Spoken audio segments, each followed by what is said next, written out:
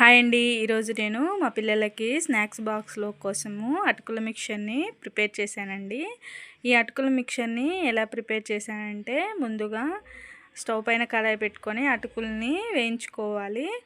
ఈ అటుకులు వేగిన తర్వాత అదే కడాయిలో ఆయిల్ పోసుకోవాలి. ఆయిల్ పోసుకొని ఆయిల్ హీట్ అయిన తర్వాత పుట్నాల పప్పుని వేయించుకోవాలి. అలాగే పుట్నాల పప్పుతో పాటుగా పల్లీలు కూడా వేయించుకోవాలి. ఈ అటుకుల మిక్చర్లో డ్రై ఫ్రూట్స్ కూడా వేసుకుంటే బాగుంటుందండి. జీడిపప్పు, బాదం పప్పు, కిస్మిస్ అవి వేసుకోవచ్చు. నా దగ్గర జీడిపప్పు, కిస్మిస్ లేవు, బాదం పప్పు ఉంటే అది వేసుకున్నాను. అలాగే ఇందులో కరివేపాకు కూడా వేయించుకొని వేసుకోవాలి. ఇవన్నీ వేసిన తర్వాత ఇందులో కొద్దిగా పసుపు, అలాగే టేస్ట్కి తగ్గట్టుగా సాల్ట్, అలాగే కారాన్ని కూడా వేసుకొని మొత్తం మిక్స్ చేసుకుంటే అటుకుల మిక్చర్ రెడీ అయిపోతుంది. వీటిని స్టోర్ చేసుకొని ఒక 1 వీక్ వరకు తినొచ్చండి.